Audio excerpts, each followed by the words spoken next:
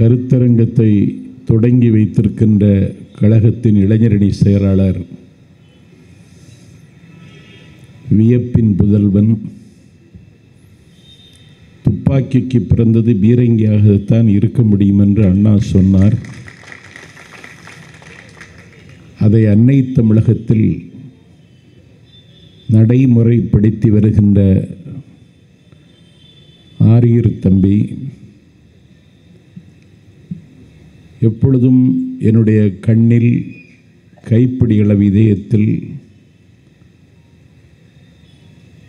இருக்கின்ற செல்வத்தம்பி ஒரு கிழக்கை நோக்கிய பயணத்தில் இந்த நிகழ்வுக்கு வருகை தந்து சிறப்பித்திருக்கின்ற உதயநிதி ஸ்டாலின் அவர்களே,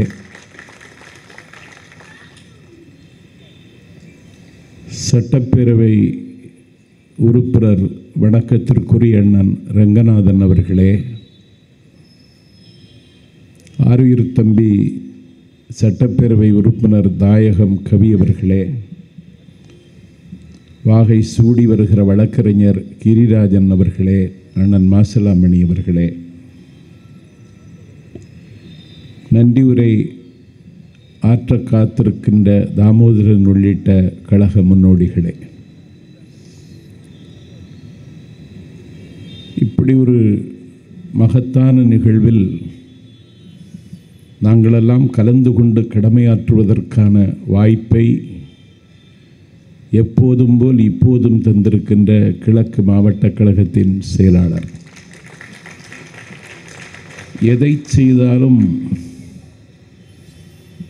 திறம்படவும் நிறம்படவும் செய்கிறவர் சேகர் பாபு. நிறம்படனா கலர்ஃபுல்லாக.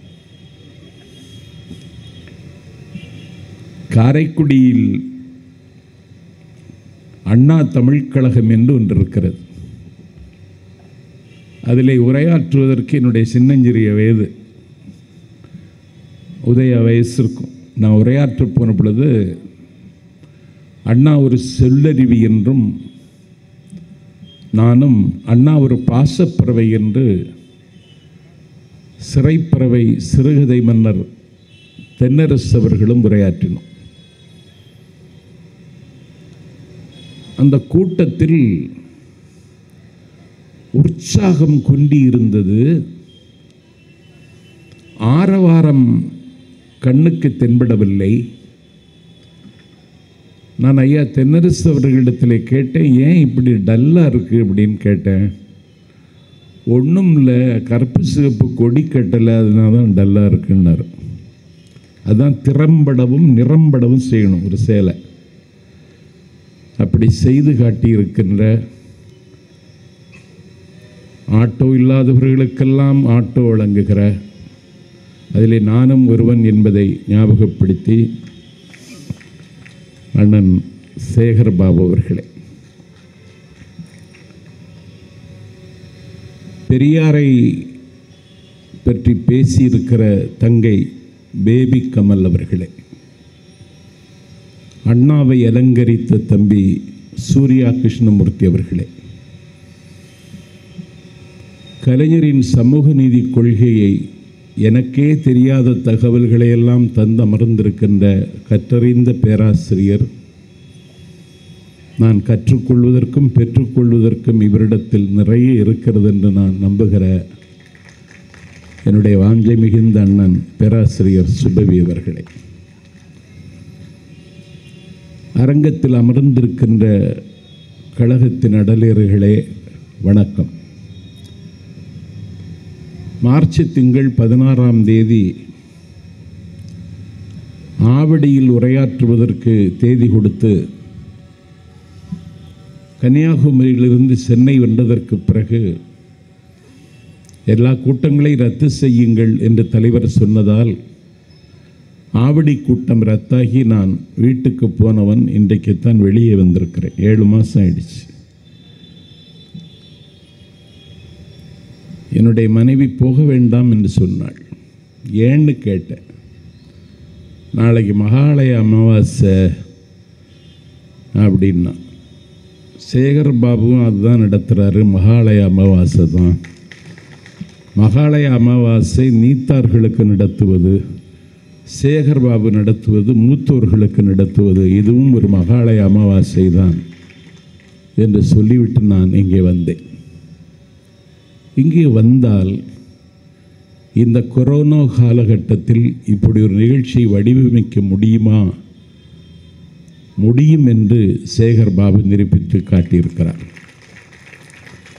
நிறுத்தத்தில் வெற்றி பெற்றாள் ஆட்டனத்தி, நிதியளித்து வெற்றி பெற்றான் குமணவள்ளல், வருத்தத்தில் வெற்றி பெற்றார் வள்ளலார், விருத்தத்தில் வெற்றி பெற்றான் கம்பன், வாழேந்தி வெற்றி பெற்றான் சேரலாதன், வேலேந்தி வெற்றி பெற்றான் வல்வில் கோரி, நிகழ்ச்சி நடத்தி வெற்றி பெற்றான் சேகர்பாபு என்று நாளை எல்லோரும் அவரை கொண்டாடுவார்கள்.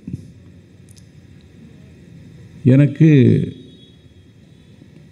உண்மையின்றி யார் என்று தலைவரை பற்றி பேசுவதற்கு எனக்கு வாய்ப்பு. தலைவரை பற்றி நிறைய பேச வேண்டும். மேடை தமிழுக்கு ஒரு மிகப்பெரிய பின்னடைவு தமிழகத்தில் ஏற்பட்டிருக்கிறது. பேசி வளர்ந்த இயக்கம் இந்த இயக்கம். இந்த இயக்கத்தினுடைய அடிநாதம் பேச்சும் எழுத்தும் தான். அண்ணா நாடாளுமன்றத்தில் பேசினார், I belong to Dravidian stock, I am proud to call myself Dravidian. Dravidian Anna பேசிட்டே இருக்கார். அண்ணாவுக்கு பேச்சை கேட்டு 39 ஆண்டு காலம் பாராளுமன்றத்தின் படிக்கட்டில் நின்ற பாபு ஜெகஜீவன் ராம் அன்னை இந்திராவின் மறைவிற்கு பிறகு பிரதமராகக்கூடிய வாய்ப்பு இருக்கிறது என்று அரசியல் பார்வையாளர்களால் கணிக்கப்பட்ட அந்த மதிப்பிற்குரிய மனிதர் அண்ணா பேசி முடித்தோனே எழுந்து நானும் திராவிடன் தான். பேச்சுக்கு மரியாதை. ஐ ஆம் ஏ டிராவிடியன் ஃப்ரம் பீகார். நான் பீகாரில் பிறந்த திராவிடன் என்று பாபு ஜெகஜீவன் ராமை பேச வைத்த நாக்கு அண்ணாவின் நாக்கு. ஆகவே பேசினா தான் ஸ்பிரிட் வரும். காவி கும்பல்களுக்கு ஒரு முடிவெடுக்க வேண்டுமானால் முடிவில்லாத முழக்கங்களை தமிழகத்தின் 8 திசைகளிலும் 16 கோணங்களிலும் நாம் அரங்கேற்றியாக வேண்டும். அதற்கான தொடக்கத்தை தம்பி உதயநிதி இங்கே தொடங்கி வைத்திருப்பதற்கு நான் நன்றி தெரிவித்துக் கொள்கிறேன். அன்றைக்கெல்லாம் பேச்சை கேட்காமல் இருந்தால் நான் இந்த இடத்துக்கு வந்திருக்க மாட்டேன். 1977 எமர்ஜென்சிக்கு பிறகு கல்லூரி மாணவனாக இருந்த காலத்தில் நெருக்கடி நிலையில் நாம் என்ற தலைப்பிலே கலைஞர் பேசுவதற்கு திருநெல்வேலி பாப்புலர் திரையரங்கத்திற்கு வருகிறார். கல்லூரி மாணவனாக போய் அதிலே கலந்து கொண்டு கேட்ட நான் இன்றைக்கு இந்த இடத்துக்கு வந்திருக்கிறேன் என்றால் பேச்சு தான் காரணம். அதற்கு வடிவம் தந்திருக்கின்ற, அதற்கு ஒத்துழைப்பு தந்திருக்கின்ற வட்டச் செயலாளர் உள்ளிட்ட எல்லோரையும் நான் வணங்கி மகிழ்கிறேன். உமையன்றி யார்? வளமான கவிஞன், சித்திர நிலவை போல வார்த்தைகளை தேர்ந்து கையாளுகிற வைரமுத்து ஒரு கவிதை எழுதியிருந்தார். அந்த கவிதைக்கு பேர் சொல்லதிகாரம். அதிலே ஒரு 2 வார்த்தை சொல்லுவார், 3வது கண்ணி எல்லோரும் கேட்ட வார்த்தைகள் என்று முடிப்பார். கவிதை உங்களுக்கு கவனத்துக்கு கொண்டு வருகிறேன். கொல், கொள்ளையடி, சரித்திரம் கேட்ட வார்த்தைகள். தழுவு, முத்தமிடு, கட்டில்கள் கேட்ட வார்த்தைகள். ஆராரோ சனியனே, தொட்டில்கள் கேட்ட வார்த்தைகள். உனக்கு எப்போது கல்யாணம், விலைமகள் அதிகம் கேட்ட வார்த்தைகள். இன்னொரு ஜென்மம் என்று ஒன்று இருந்தால் பூங்காக்கள் அதிகம் கேட்ட வார்த்தைகள். மறக்காமல் கடிதம் போடுங்கள், ரயிலடிகள் அதிகம் கேட்ட வார்த்தைகள். பாலாறு தேனாறு, பொதுஜனங்கள் அதிகம் கேட்ட வார்த்தைகள். பெரியோர்களே தாய்மார்களே, ஒலிபெருக்கி அதிகம் கேட்ட வார்த்தைகள். நேற்றே வந்திருக்கக்கூடாதா, கடன் கேட்போர் அதிகம் கேட்கிற வார்த்தைகள். இனிமேல் ஆண்டவன் விட்ட வழி, மருத்துவமனைகள் அதிகம் கேட்ட வார்த்தைகள். வைரமுத்து கவிதையை முடித்து விடுகிறான். நாஞ்சில் சம்பத் தொடர்கிறேன். இப்போது அதிகம் கேட்க வார்த்தைகள் அடுத்த முதலமைச்சர் தளபதி ஸ்டாலின் என்கிறார். தமிழகம் தயாராகிவிட்டது. ஏற்கனவே அதற்கான பலமான தம்பி சூர்யா சொன்னதை போன்ற கட்டமைப்பு,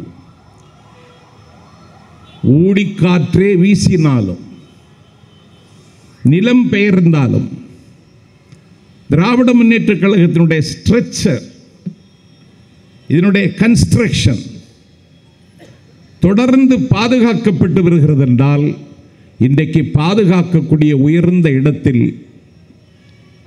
நம்முடைய தலைவர் அவர்கள் இருக்கிறார்கள். எந்த விதமான ஆரவாரத்துக்கும் ஆர்ப்பாட்ட அரசியலுக்கும் இடம் கொடுக்காமல் தமிழ்நாட்டின் எல்லா பிரச்சனைகளுக்கும் இன்றைக்கு முகம் கொடுத்து வருகிறார் தலைவர் அவர்கள். இன்றைக்கு அவர் மீது எல்லோரும் கல்லறிகிறார்கள். சனாதன கும்பல் திட்டமிட்டு கல்லறிகிறது. ஏதாவது நம்முடைய கொள்கை வெளிநின்று சில செய்திகளை சொன்னால் என்னை போன்ற சாமானியர்களை தொலைபேசியில் மிரட்டுகிறார்கள். ஒரு மோசமான கலாச்சாரம் தமிழகத்தில் இன்றைக்கு கால் ஊன்றுவதற்கு எத்தனைக்கிற காலகட்டத்தில் ஒரு கலாச்சார பாசிசம் என் கண்ணுக்கு எதிரே தெரிகிற காலகட்டத்தில் புலியின் வரி எடுத்து வரலாற்று சாசனங்களை வரைந்து தந்த பெரியார் இல்லாத இந்த பொழுதில், ஊமைகளை பேச வைத்த பிருந்தாவனம் அறிஞர் அண்ணா இல்லாத இந்த காலகட்டத்தில் என்னுடைய நடை தள்ளாடலாம், என்னுடைய நடை தடுமாறலாம், என்னுடைய நடை தள்ளாட்டம் காணலாம், என்னுடைய நடை முடிவிட்டு போய்விடலாம். ஆனால் நான் கொண்டிருக்கக்கூடிய லட்சிய உணர்வுகளுக்கு தடையில்லை, தள்ளாட்டமில்லை, தடுமாற்றமில்லை, முடிவில்லை, முடிவே இல்லை என்று மூறி முழங்கிய தலைவர் கலைஞர் இல்லாத காலகட்டத்தில் இந்த 3 தலைவர்களின் கனவை நனவாக்க காலம் தந்த தலைவர் அண்ணன் ஸ்டாலின். நூற்றாண்டு கண்ட திராவிட இயக்கத்தின் முகமாக இருக்கிறார்.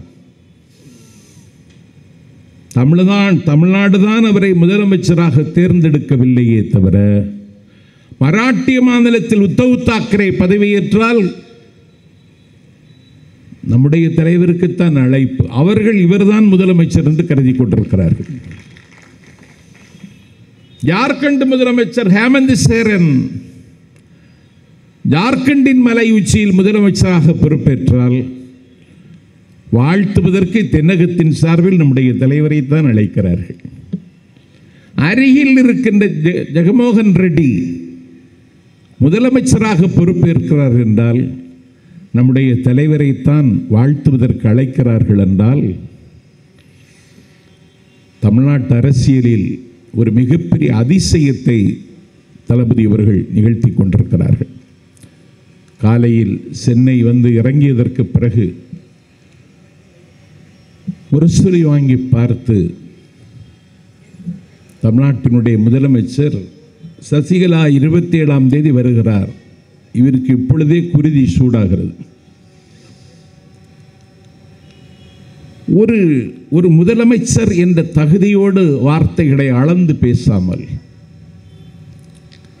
நீட்டு விவாதத்தில் எந்தவிதமான தரவும் தகவும் இல்லாமல் வாய் பிடித்ததோ மாங்காய் பிடித்ததோ என்று காங்கிரசின் மீதும் திராவிட முன்னேற்ற கழகத்தின் மீதும் கல்லறிகிறார். 3 நாள் நடந்த சட்டப்பேரவையில் அதை எதிர்கொள்கிற வாய்ப்பு நமது சட்டமன்ற உறுப்பினர்களுக்கு இல்லாத நிலையில் இன்றைக்கு முரசொலியில் தலைவர் அவர்கள் ஒரு மிகப்பெரிய விளக்கத்தை தந்திருக்கிறார். நான் கேட்கிறேன், நீட் தேர்வு தமிழகத்திற்கு ஆகாது, மலரக்கூடாது என்று மறுக்கப்பட்ட மொட்டுகளுக்காகவும் தாயின் மார்பகத்தில் பால் குடிக்கக்கூடாது என்று விலக்கப்பட்ட கன்றுகளுக்காகவும் பரிந்து பேசிய இயக்கம் நமது இயக்கம். இந்தியாவினுடைய அரசியல் சட்டம் முதலாக திருத்தப்பட்டதென்றால் திருத்தியவர் பண்டித ஜவஹர்லால் நேருவாக இருக்கலாம். ஆனால் திரும்பிய திசையெல்லாம் பிரச்சாரம் செய்து திருத்த வைத்தவர் தந்தை பெரியார் என்பதுதான் தமிழ்நாட்டின் வரலாறு. ஆகவே சமூக நீதி கொள்கையினுடைய கொள்ளிடமாக இருக்கிற தமிழ்நாடு இதை ஏற்காது என்று எத்தனை முறை சொன்னாலும் அவர்கள் காது கேட்காது. சரி, இதை தடுத்து நிறுத்துவதற்கு வாய்ப்பில்லையா? வாய்ப்பு இருக்கிறது. தமிழ்நாடு சட்டமன்றத்திலே தீர்மானம் நிறைவேற்றி குடியரசுத் தலைவருக்கு அனுப்பினால் குடியரசுத் தலைவர் அதை திருப்பி அனுப்புவதற்கு உரிமை இருக்கிறது. ஆனால் குடியரசுத் தலைவர் திருப்பி அனுப்பியதையே இவர்கள் 2 வருடம் பார்க்காமலே இருந்திருக்கிறார்கள். என்ன நிர்வாகம்! அப்படி ஒரு கடிதம் வந்தது இவர்களுக்கு தெரியாது. நாடாளுமன்றம் மேலவை சேர்த்த 52 நாடாளுமன்ற உறுப்பினர்கள் டெல்லியில் இருந்த பொழுது நீட்டை குறித்த விவாதம் தீர்மானம் நாடாளுமன்றத்திற்கு வருகிற பொழுது வெளிநடப்பு செய்த கூட்டம் இந்த கூட்டம். அன்றைக்கே தடுத்து நிறுத்தி இருக்கலாம்.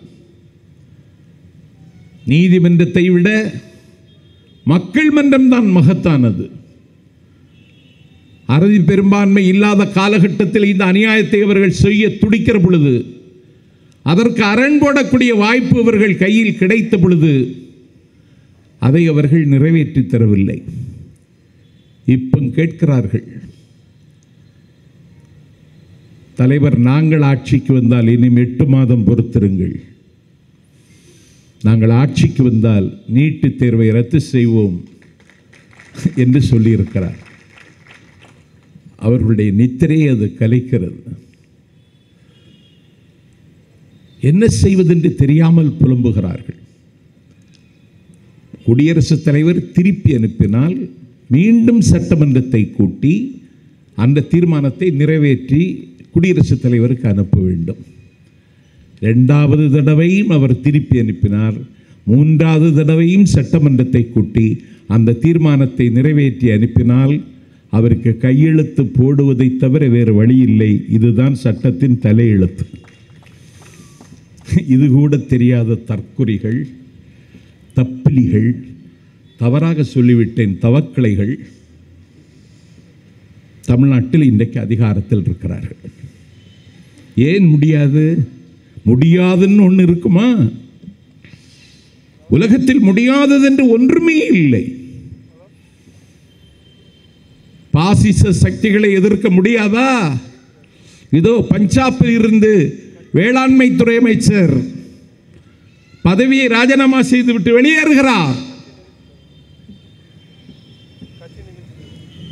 காலம் காலமாக பிஜேபியோடு உறவு வைத்திருந்த அகாலிதளம் வெளியேறுகிறது. நான் இன்றைக்கு இந்த அரங்கத்தில் சொல்லுகிறேன், நாளைக்கு ராம்விலாஸ் பாஸ்வானுடைய கட்சி வெளியேறுவதற்கு வாய்ப்பு இருக்கிறது. முடியாதது என்று என்ன இருக்கிறது? இந்திய துணைக்கண்டத்தில் வெறும் 37%, 37.2% வாக்குகளை பெற்று இந்தியாவில் இருக்கக்கூடிய தேர்தல் முறையில் இருக்கிற கோளாறு காரணமாக ஒரு கோளாறே பிரதமராகிவிட்டார்.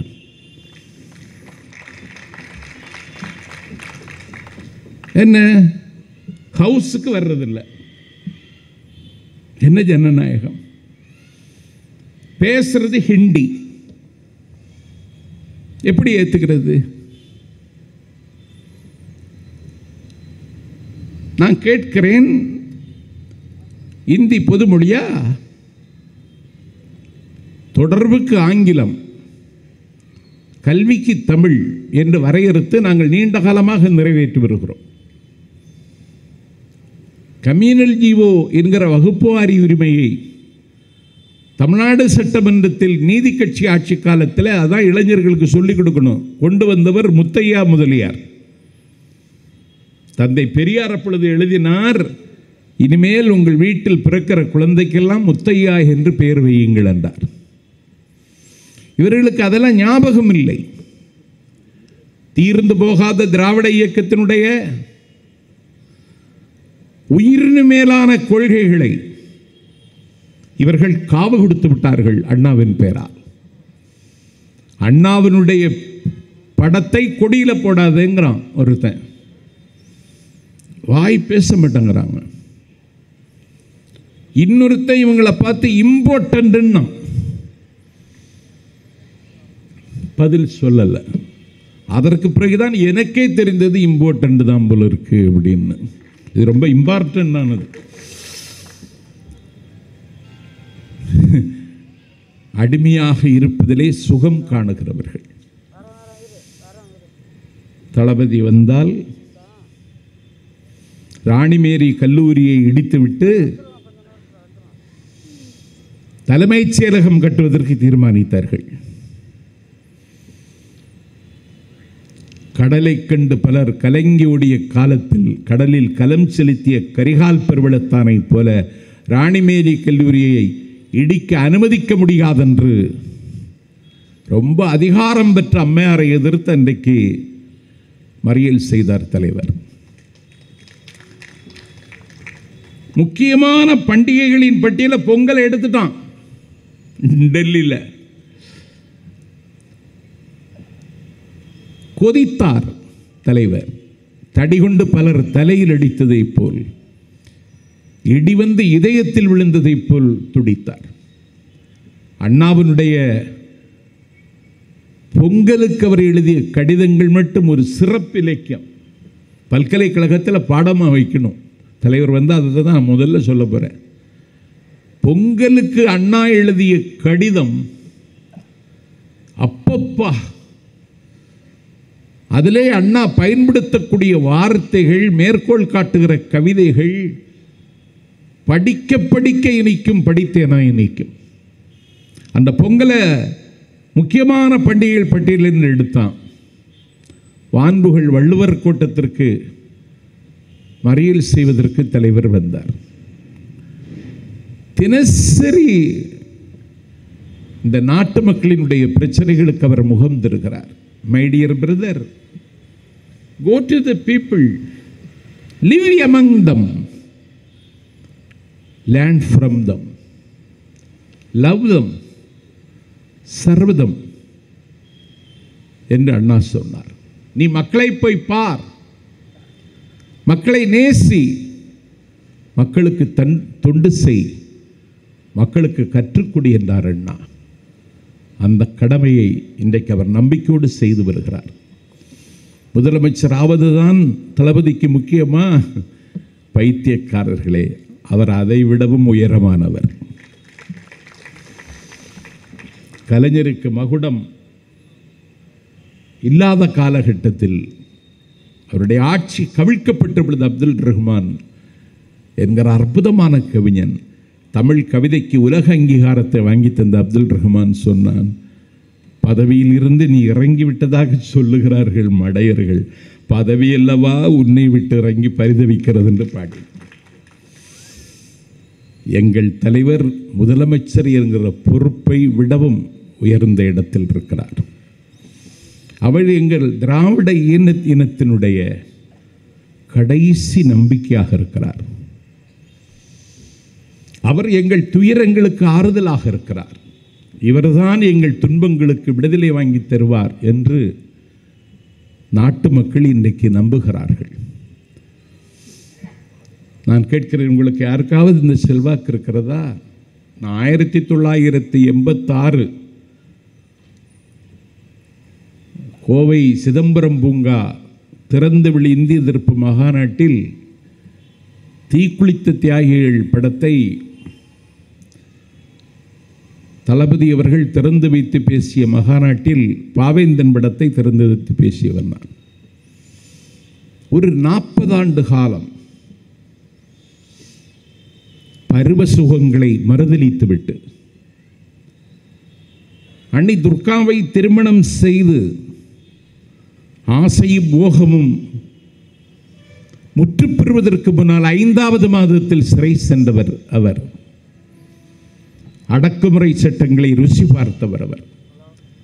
சிறைச்சாலையில் அவருக்கு கொடுத்த போர்வையை, அவர் கொண்டு வந்த போர்வையை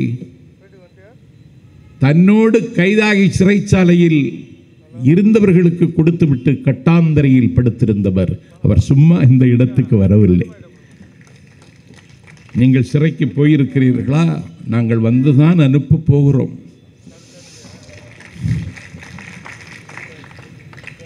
நான் கேட்கிறேன், எவ்வளவு தவறு, எத்தனை பெரிய தவறுகளை செய்கிறார்கள். சரி, ஒரு சர்வகட்சி கூட்டத்தை கூட்டுங்கள் என்றால் ஏன் கூட்டம் இருக்கிறீர்கள்?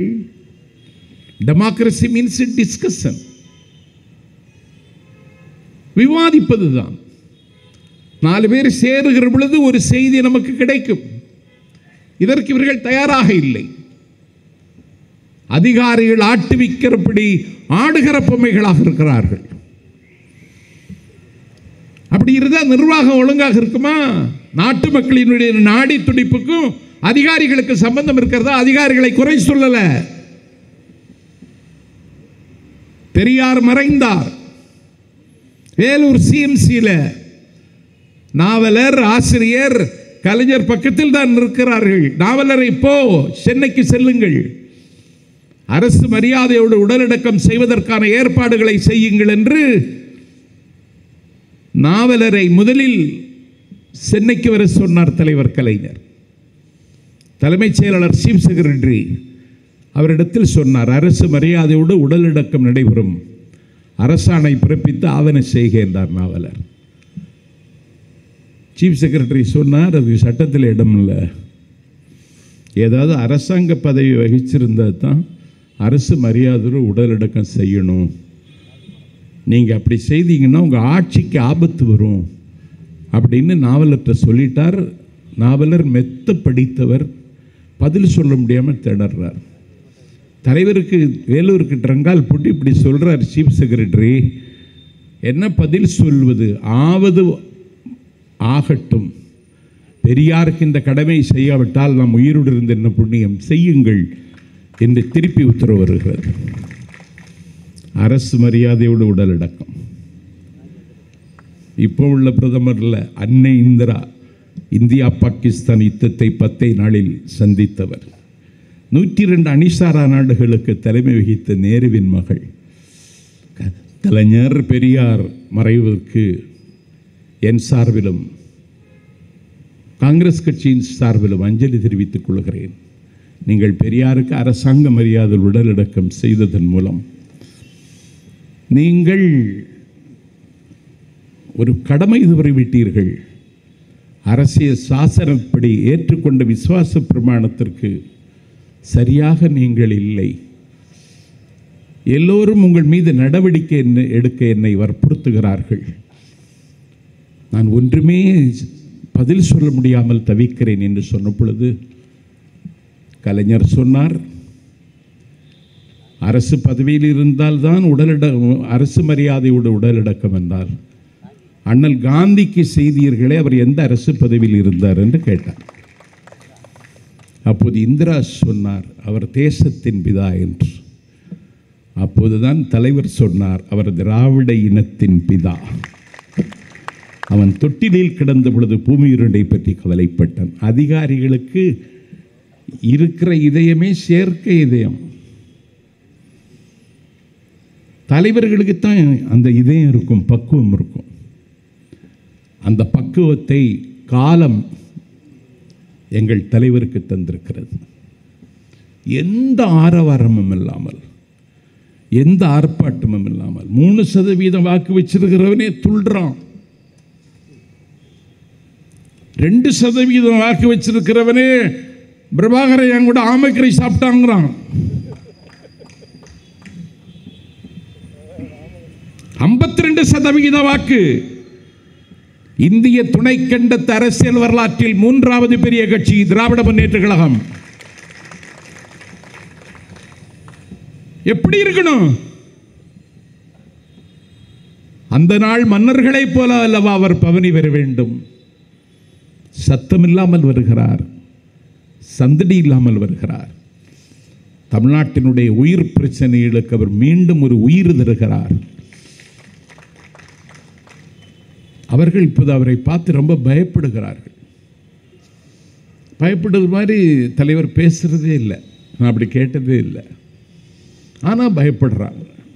புலிக்கு மேலே தான் உட்கார்ந்துருக்காங்க, இறங்க முடியாமல் தவிக்கிறாங்க.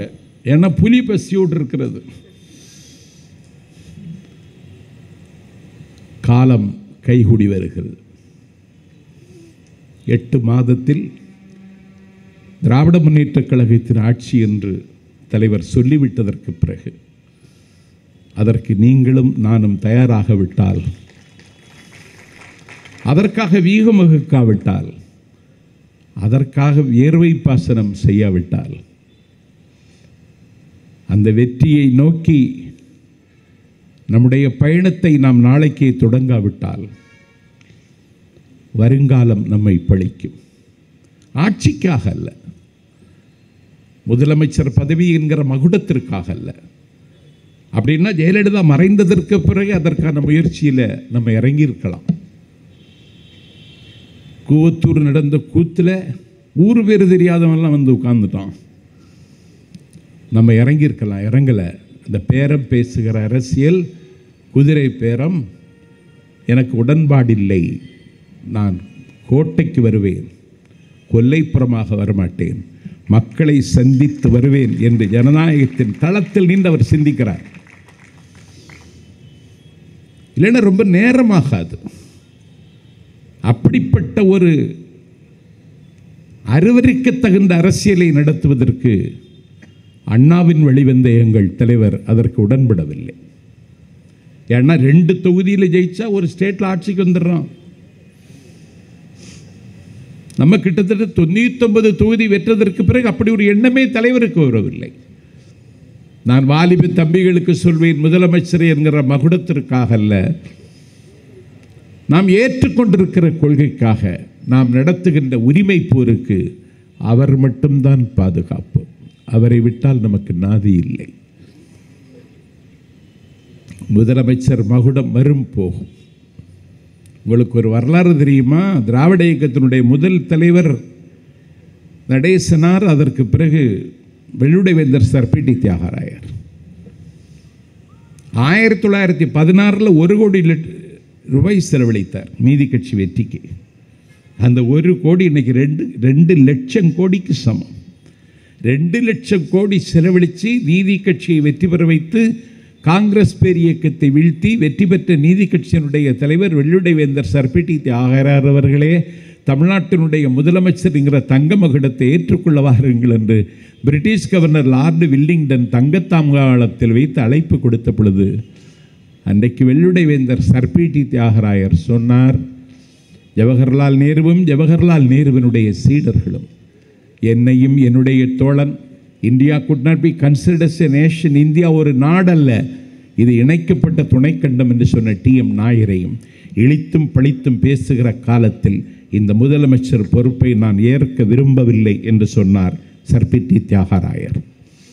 அவர் சாகவில்லை, எங்கள் தலைவர் வடிவத்தில் அவர் இன்றைக்கு வாழ்ந்து கொண்டிருக்கிறார். தியாகத்தின் சதைவடிவமாக அவர் உலவிக் கொண்டிருக்கிறார். ஆசாபாசங்களுக்கு அடிபணியாமல் ஒரு மிகப்பெரிய பொறுப்பு தன்னுடைய தலையில் இருக்கிறது. 100 ஆண்டு கால பாரம்பரியமுள்ள ஒரு இயக்கத்தை என்னுடைய தோளிலே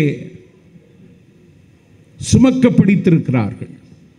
கனமாகத்தான் இருக்கிறது, ஆனாலும் நான் சுமப்பேன் என்ற நம்பிக்கையோடு அந்த சுமையை அவர் சுமந்து கொண்டிருக்கிறார் என்றால் அவருடைய சுமையை பகிர்ந்து கொள்ளக்கூடியவர்களாக நீங்களும் நானும் இருக்க வேண்டும். எதிர்க்கட்சி தலைவர் என்றால் அதற்கு அடுத்து அவர் முதலமைச்சர் தான் ஆக வேண்டும். இதுதான் தமிழ்நாட்டினுடைய மரபு. அந்த மரபு என்கிற சடங்கு நிறைவேறுகிற காலத்தில் முதல் கூட்டத்தை நடத்தி முந்திக்கொண்ட அண்ணன் சேகர் பாபுவுக்கு என்னுடைய நன்றியை சொல்லி பேசிவிட்டு போய்விடுகிறேன் உதயநிதி என்றுதான் எனக்கு தகவல். ஆனால் உட்கார்ந்து கேட்ட உதயநிதி, நீங்களும் உயர்ந்த இடத்தில் உட்கார தகுதி உள்ளவர்தான் என்று சொல்லி விடைபெறுகிறேன். நன்றி, வணக்கம்.